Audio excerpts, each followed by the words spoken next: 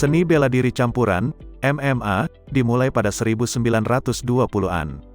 Namun, tahun kelahiran resmi olahraga tersebut adalah tahun 1993, ketika UFC pertama diadakan di Denver, Colorado. Olahraga ini mempertemukan dua petarung untuk duel intens yang cepat dan berbahaya. Setiap petarung memiliki keahlian dan gaya latihan yang berbeda, sehingga lebih sulit untuk memprediksi langkah petarung selanjutnya. Petarung dapat menghasilkan uang dalam jumlah besar karena popularitas olahraga tersebut dan sering ditayangkan di televisi. Pejuang elit dapat dengan mudah menghasilkan 6 angka, tidak termasuk bonus untuk memenangkan pertandingan. Bonus bisa menjadi lebih besar lagi jika petarung sedang dalam kemenangan beruntun atau tak terkalahkan. Tekanan untuk menang dan berlatih keras meningkatkan risiko cedera. Pejuang MMA secara teratur menderita luka di wajah, jari patah, hidung, dan tulang orbital. Pemeran pengganti adalah atlet yang sangat terlatih yang melakukan ketangkasan menggantikan aktor yang sebenarnya. Stuntman sangat menuntut kekuatan secara fisik dan berbahaya. Mereka berisiko cedera karena melakukan atau bahkan mempersiapkan aksi tersebut.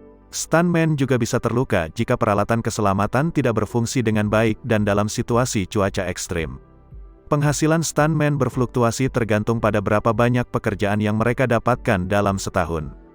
Screen Actors Guild menetapkan standar untuk gaji dan perawatan pekerjaan berbasis teater, termasuk pemeran pengganti. Meskipun menjadi pemeran pengganti adalah pekerjaan berbasis pertunjukan, Anda dapat menghasilkan banyak uang dengan cepat. Gaji tipikal untuk stuntman adalah $204.672 per tahun. Anda mungkin tidak menganggap pekerjaan pertanian itu berbahaya atau akan membuat Anda kaya. Pikirkan lagi, Anda berada di luar ruangan dengan hewan ternak dan hewan liar di sekitar Anda. Namun, alat berat juga dapat dengan mudah membunuh Anda jika tidak berfungsi atau Anda tidak berhati-hati. Selain itu, Anda bekerja berjam-jam, yang berarti pada akhirnya Anda akan lelah sehingga mengurangi kewaspadaan Anda. Terlebih lagi, Anda berisiko terkena serangan panas, hipotermia, dan kecelakaan di tempat kerja. Menurut CDC, pada tahun 2020, ada 11.880 cedera dalam produksi pertanian yang memerlukan hari libur kerja. Menjadi manajer pertanian atau peternakan bahkan lebih berbahaya karena dokter tidak berada dekat di lokasi Anda. Rekan kerja Anda mungkin mengetahui beberapa pertolongan pertama dasar, tetapi menerima perhatian medis yang tepat bisa memakan waktu cukup lama. Gaji yang diterima manajer pertanian berkisar lebih dari $126.000 setahun. Sebagai penyelam komersial, Anda tidak akan menjelajahi perairan tropis sambil mengagumi ikan dan terumbu karang. Sebaliknya, penyelam komersial memeriksa, memperbaiki, melepas, atau memasang peralatan dan struktur.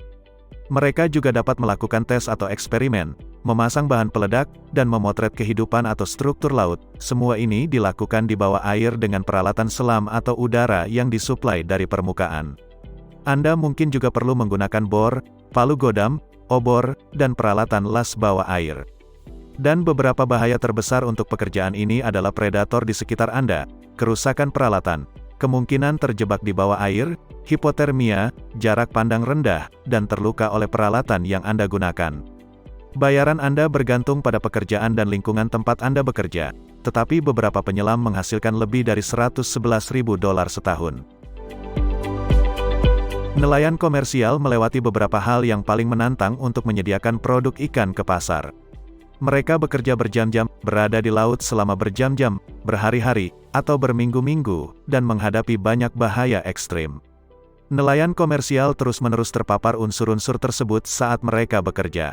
Bergantung pada kapten Anda dan jenis kapal penangkap ikan tempat Anda berada, badai mungkin tidak membuat Anda libur kerja. Jam kerja yang tidak teratur dan hari-hari yang melelahkan menyebabkan gangguan penilaian. Bahaya meningkat semakin Anda menjadi lelah. Selain itu, bantuan darurat tidak tersedia seperti di darat. Jika seorang nelayan komersial meminta bantuan, mereka harus menunggu bantuan datang.